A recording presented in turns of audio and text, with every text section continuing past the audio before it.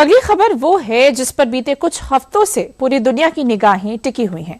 America और Iran के बीच बड़े तनाव ने पूरी दुनिया को ऊर्जा संकट के गहरे खतरे में डाल दिया है, मगर अब दोनों देश युद्ध पर पूरी तरह से विराम लगाने की राह में बातचीत करने की दिशा में आगे बढ़ रहे। मगर क्या इस बार युद्ध पर पूर्ण विराम लगेगा या फिर पहले की ही तरह समझौते पर बात नहीं बनेगी? देखिए रिपोर्ट।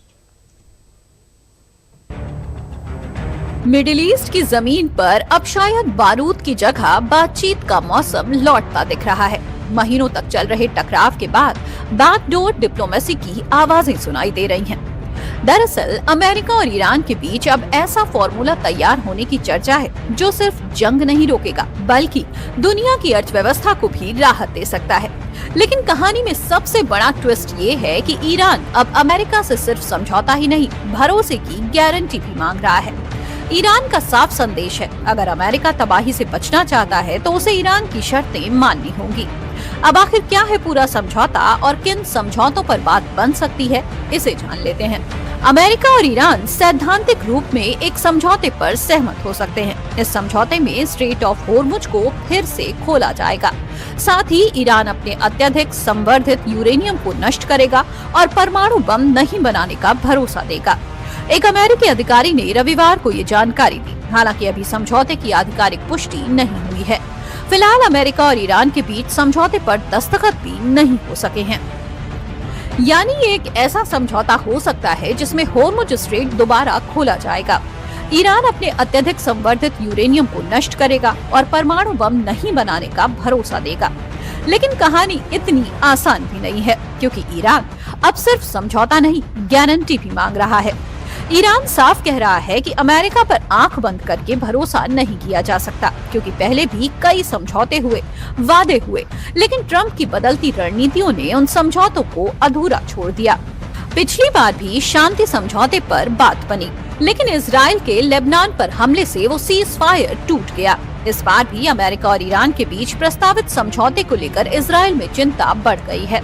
हालांकि एक्सपर्ट का मानना है कि डोनाल्ड ट्रंप अब इजराइल से ज्यादा अमेरिका के हितों को प्राथमिकता दे सकते हैं, क्योंकि ट्रंप का मुख्य फोकस ईरान के परमाणु कार्यक्रम पर रहा है, जबकि इजराइल ईरान में सत्ता परिवर्तन और बड़े स्तर पर तबाही चाहता था। ईरान का मानना है कि इजराइल अमेरिका और ईरान के बीच चल रही बातचीत को कमजोर करने की कोशिश कर सकता है। इसलिए ईरान अमेरिका के समझौते को कोई गारंटी नहीं मान रहा है। इसीलिए ईरान अब खुलकर कह रहा है, अगर अमेरिका बर्बादी से बचना चाहता है तो उसे ईरान की शर्तें माननी होंगी, और सबसे बड़ी शर्त स्ट्रेट ऑफ होर्मुज पर ईरान के प्रभाव और नियंत्रण को स्वीकार करना है। ईरान इसे अमेरिका के लिए सबसे किफायती सौदा बता रहा है। यानी ईरान ये संदेश देना चाहता है कि युद्ध की कीमत समझौते की कीमत से कहीं ज्यादा भारी होगी। लेकिन सवाल ये भी है कि आखिर कब तक ईरान के साथ अमेरिका की ये जंग शांति के रास्ते पर क्यों नहीं आ रही? तो इसे जानने के लिए सबसे पहले दोनों देशों के बीच बातचीत में हो रहे मतभेद को समझते हैं। अमेरिका की शर्त है कि ईरान 400 किलो एनरिच्ड यूरेनियम सौंपे, लेकिन ईरान की शर्त है कि परमाणु अधिकारों और संप्रभुता की मान्यता मिले। अमेरिका की शर्त है कि सिर्फ एक न्यूक्लियर फैसिलिटी चालू रखें। ईरान की शर्त है कि सभी फैसले ईरान की शर्तों पर हों। अमेरिका की शर्त है कि ज्यादातर फ्रीज संपत्तियां ब्लॉक रहें। ईरान की शर्त है कि सभी आर्थिक प्रतिबंध हटाए जाएं। अमेरिका की शर्त है कि ईरान मुआवजे की मांग छोड़े। ईरान की शर्त है कि युद्ध से हुए नुकसान का मुआवजा मिले। अमेरिका की शर्त है कि होर्मुज पर अमेरिकी दबाव और निगरानी जारी रहे। ईरान की शर्त है कि होर्मुज पर ईरान की संप्रभुता स्वीकार हो। दरअसल समझौते का सबसे बड़ा पहलू ईरान का परमाणु कार्यक्रम है। रिपोर्ट के मुताबिक ईरान अपने अत्यधिक संवर्धित यूरेनियम को नष्ट करने पर सहमत हो सकता है, साथ ही परमाणु बम नहीं बनाने का भरोसा भी दे सकता है, लेकिन अपनी शर्तों के हिसाब से। इस पूरी कहानी में सबसे बड़ा सवाल भरोसे का भी है। ईरान साफ कह रहा है कि उसे अमेरिका की मंशा पर पूरी तरह भरोसा नहीं है। ईरान का कहना है कि पहले भी कई समझौते हुए, लेकिन अमेरिका ने अपने रुख बदल लिए, जिससे भरोसे का संकट और गहरा गया। लेकिन अब इस संकट का समाधान निकालने की पूरी कवायद तेज हो गई है। शांति समझौते पर मोहर लग सकती है। We thought we might have some news last night. Maybe today. I wouldn't read too much into it. It takes a little while to hear back. So we have what I think is a pretty solid thing on the table in terms of their ability to open up the straits, get the straits open, enter into a very real, significant, time-limited negotiation on the nuclear matters. And hopefully we can pull it off. It has a lot of support in the Gulf. It has a lot of support globally. Every country that we've walked through it understands it's not just very reasonable, but it's the right thing for the world to get done.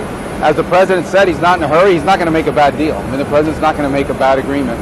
So let's see what happens. We're going to give diplomacy every chance to succeed before we explore the alternatives. अब फिलहाल दुनिया इंतजार कर रही है उस आधिकारिक ऐलान का जो मिडिल ईस्ट के साथ साथ दुनिया की दिशा बदल सकता है। अगर यह समझौता सफल होता है तो ये सिर्फ जंग रोकने का समझौता नहीं होगा, बल्कि वैश्विक राजनीति में नई शक्ति संतुलन की शुरुआत भी हो सकती है। लेकिन अगर बातचीत टूटती है तो फिर वही होरमुज, वही तनाव और वही ऊर्जा संकट का सवाल कायम रहेगा।